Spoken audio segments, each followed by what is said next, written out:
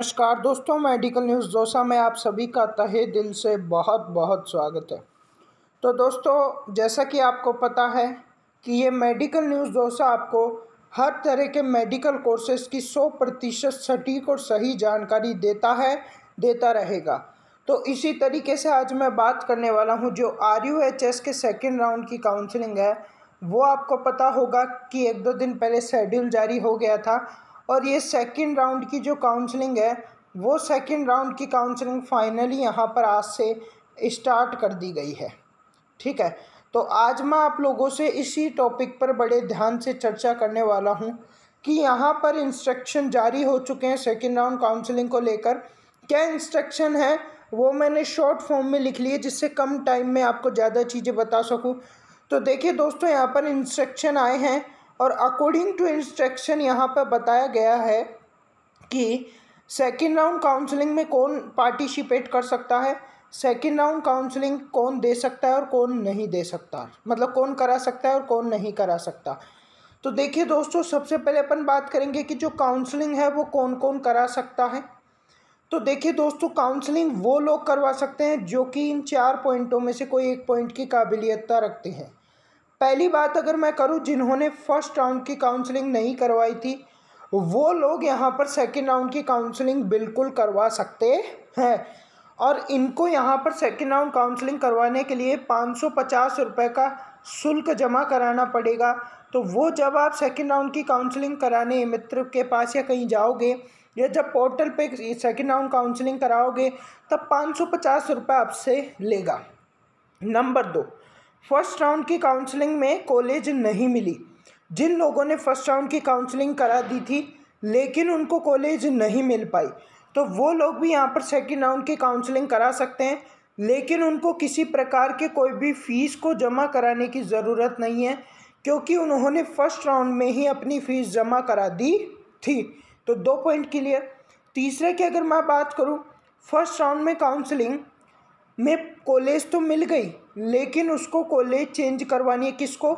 जो भी विद्यार्थी है जो कि जिसको कॉलेज मिल चुकी है उसको अब कॉलेज चेंज करानी है, यानी अपवर्ड मूवमेंट कराना है।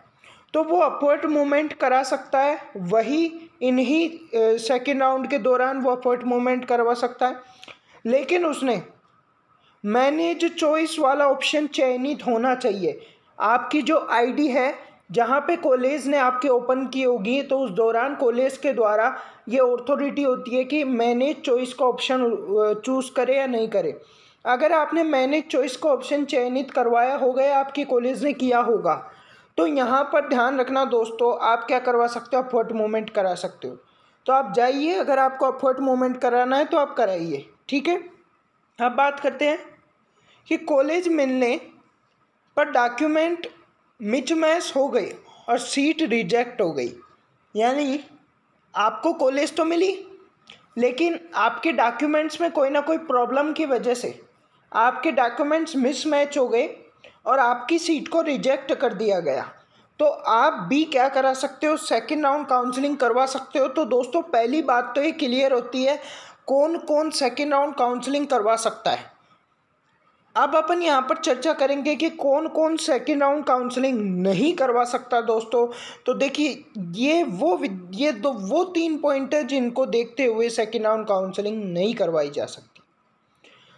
जिनको कॉलेज मिल गई लेकिन कॉलेज नहीं गए, यानी वो कॉलेज में एब्सेंट रहे, ना ही उन्होंने अपना अलॉटमेंट लेटर जमा कराया, ना ही उन्होंने रिपोर्टिंग कराई, ना ही उन्होंने एडमिशन कराया, तो वे विद्यार्थी सेकेंड राउंड की काउंसलिंग कतई नहीं करवा सकते। पहला पॉइंट।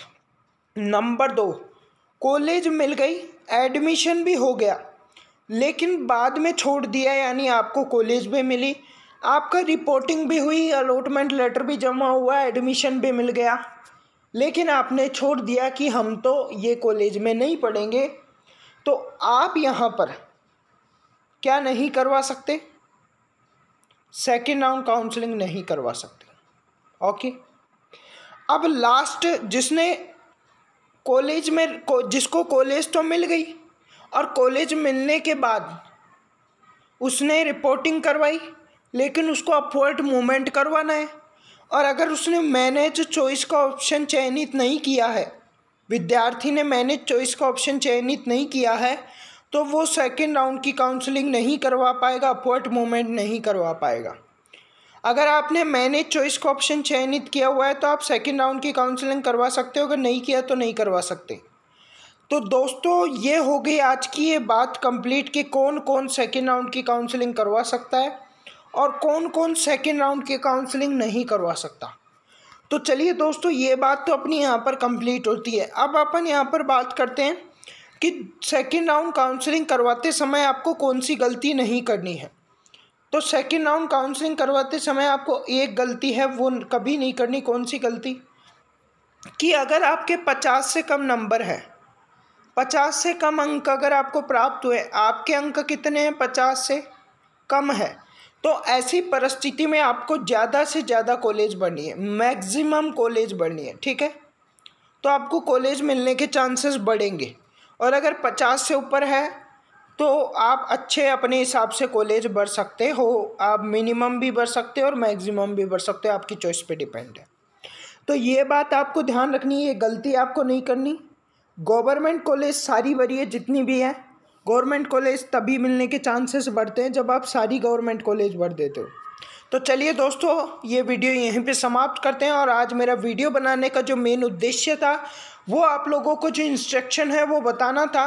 ये इंस्ट्रक्शन ध्यान रखना सेकंड राउंड के नहीं है, ये पैरामेडिकल के हैं।